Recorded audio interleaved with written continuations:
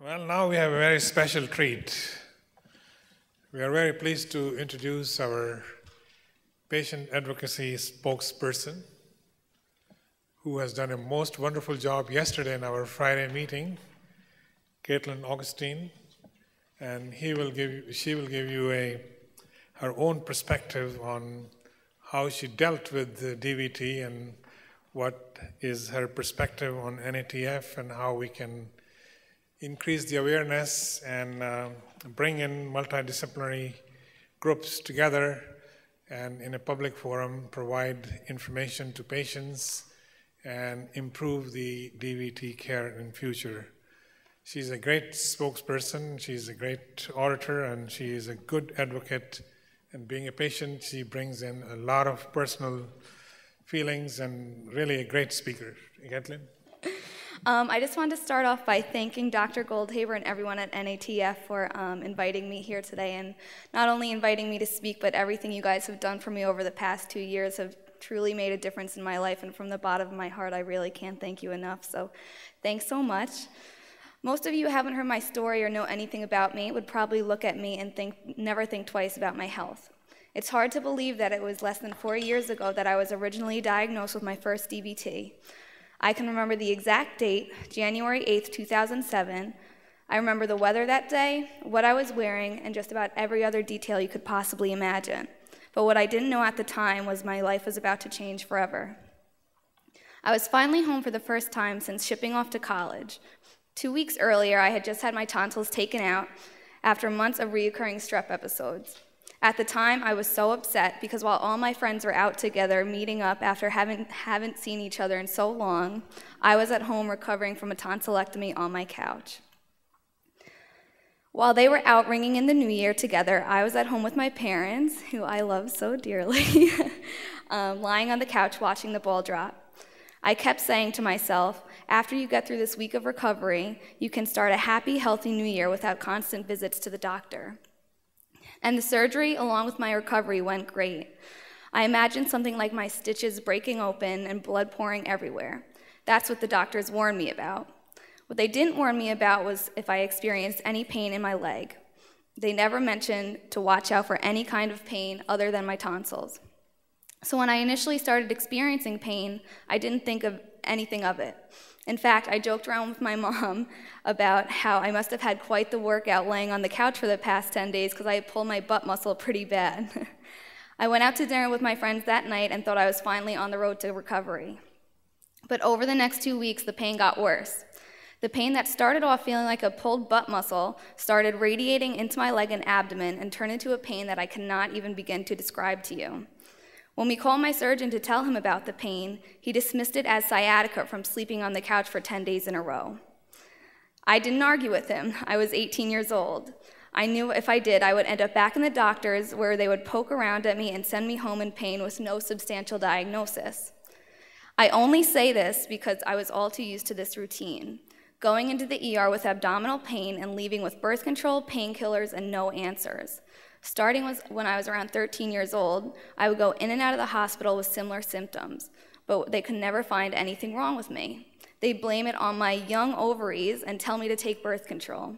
This happened once a month for about a year. But this pain was unlike any other pain I had ever had before. Even when I was younger, 9 years old, I was hospitalized for a salmonella infection in my elbow, which is a whole other different story in itself, but I was able to go home after 2 surgeries, one on my elbow to remove the infection and one to place a catheter in my abdomen so I would be able to receive IV treatments at my house. So to say the least, although I was young at 18, I was no stranger to pain. The pain eventually got so bad that I couldn't walk or even get out of bed. I started to realize that something was very, very wrong. It became obvious I needed to see a doctor as soon as possible. That Friday, we made an appointment with my general practitioner. This doctor, who was actually a physician's assistant, knew immediately something was wrong. The bright young girl he had known for years was curled up motionless in a ball. It was obvious he was just as scared as I was. He sent me to my gynecologist for a sonogram of my abdomen, thinking it was just another issue with my ovaries. But when the gynecologist couldn't find anything wrong, she sent me home saying it was a bladder infection and to take antibiotics for a week. Monday slowly rolled around, but the antibiotics had not made a difference. In fact, I only felt worse. Although my parents would ask me time and time again to take me to the ER, I stubbornly refused. When we called the doctor and told him that my gynecologist had sent me home for the weekend with antibiotics, he was outraged and immediately scheduled me for a CT scan. The scan revealed a massive DVT, and the radiologist immediately sent me to the ER. A DVT? What the heck is a DVT? My family and I had never heard of that, and we were left absolutely clueless. When I got to the hospital, I was immediately admitted, where I wasn't allowed to move, even to go to the bathroom, in fear that one wrong movement would send the clot flying to my heart or lungs and ultimately kill me. The doctors told my family that they didn't think I'd be making it out of the hospital at all, that this would probably kill their youngest daughter. If I didn't make it out alive, the doctor said I definitely would not be able to return back to college. 10 days went by with endless guesses about how this had happened, how an active 18-year-old girl was lying in the hospital with a massive DVT. The final diagnosis was a DVT in several veins, the most serious being in the iliac vein that ran from behind my knee up into my leg through my abdomen and stopped just below the vena cava, along with a genetic clotting disorder, factor V latent. Since the clot was so large and completely calcified, they predicted it must have started about 10 years prior to my diagnosis. After I was diagnosed with the clotting disorder, the rest of my family, who previously had never had clotting problems, got tested. My dad, my sibling, my cousin, my uncles, all tested positive for factor V latent. Not only did I return home, but 2 weeks after being discharged from the hospital, I returned to Connecticut to continue my education. And even though they predicted I wouldn't be able to graduate on time, this past May I graduated on time with all of my friends. Looking back, we can't believe that it is a coincidence that the same vein I had the catheter in also had the massive DVT 10 years earlier. Doctors believe that when putting in the catheter or taking it out, there was damage done to my vein, which started a clot. All those years that I had my ovary problems was actually the misdiagnosed clot, and when they put me on the constant birth control to help with these problems, it actually only made the situation worse. Let's not forget about the clotting disorders. This all led up to the perfect storm to create a massive DVT that will forever be a part of my life. Since my initial diagnosis, I have had 2 additional DVTs and have also been diagnosed with the clotting disorder APS. I will be on blood thinning medications for the rest of my life. Going home sounds a lot easier and happier than it actually was. After days of being told I was probably not going to make it out of the hospital alive, I was released and told to live my life as if nothing had happened. I was alive, but the clot they believed was going to lead to my untimely death was just as much there as it was the day it was discovered. There was nothing they could do to get rid of the clot. And as if the pain wasn't enough, the constant worrying and fear that my life could potentially end at any second was. No one, especially an 18-year-old girl in the prime of her life, should ever have to lay in a hospital bed at night wondering if they were going to live to have children, get married, or even graduate college. Anyone who has suffered from a DVT or PE can probably tell you the same thing. The psychological damage from being in constant fear of your life is just as bad, if not worse, than the physical pain.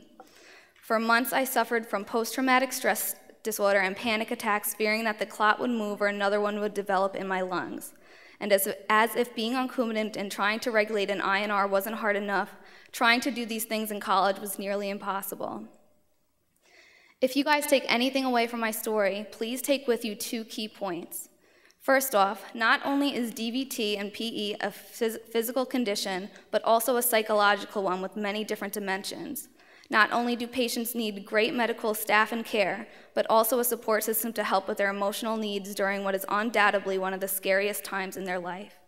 I'm lucky enough to have amazing parents who have done everything in their power to make this as easy as possible for me, and I cannot thank them enough. And secondly, although age may heighten your risk, that does not mean that it can only happen to elderly people. If someone who is even 30 years older than me came into the hospital with all these different risk factors and symptoms that I presented my doctors with, it seems as though DVT would have been a dead giveaway. Because I was so young, these factors were completely overlooked. Over the past 2 years, through events like these, I cannot even begin to tell you how many pediatric and young adult patients I've met that have suffered some kind of clotting episode. Risk factors are risk factors, and symptoms are symptoms, no matter how old or young someone is. Not only can DVT affect your parents or grandparents, but also your children. In honor of the hundreds of thousands of people who die each year from complications of DVT and the families who have lost someone they love, please do your best to educate yourselves, your loved ones, and everyone you know about DVT. Thanks so much.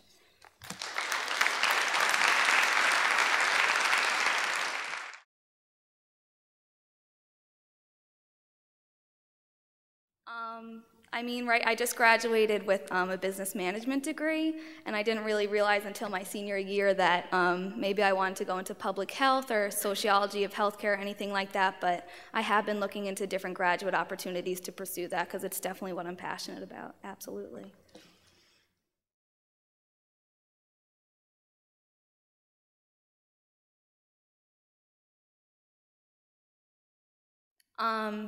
As a patient, I think the most important thing is obviously prevention and awareness. I don't think a lot of people are aware, and I think, when you're in a crisis situation and a doctor is telling you, you have this, you have that, you're really not going to question that. Your main concern is getting better and getting back on track.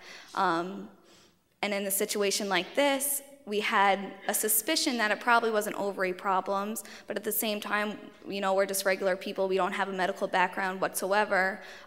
It really never even crossed our mind that it was a clot. So I think that, awareness definitely has to be spread and kind of associate DVT, although it does happen most in elderly people, that it's not impossible to happen in someone who's a child or teenager or anything like that. And I think that nowadays birth control is kind of just given out like candy for heavy periods, for unregulated periods. I think it's just being given out to everyone very easily. And a disease like factor V, I believe it happens in 1 in every 20 people. That's a high risk to be putting people on birth control that easily when you really don't know their genetic history.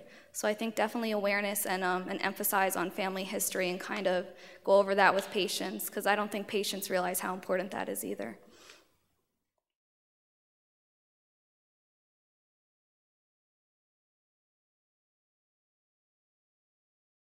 I was compliant. I was on Coumadin. I clotted on Coumadin.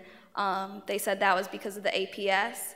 The Lovenox, I'm not sure why that happened. I've always been pretty good at taking my medicine because I'm scared to death. But I think it's definitely a problem with people my age. I don't know anyone else who's been on that medicine, but I think anyone who's a teenager, early 20s, any kind of young age, they think they're invincible, and it won't happen again. It won't happen to them. So I'm sure there's definitely some compliance issues there. Yeah, thank you. Very good talk. Thank you. Any other question? So thank you so much once again. Thank you.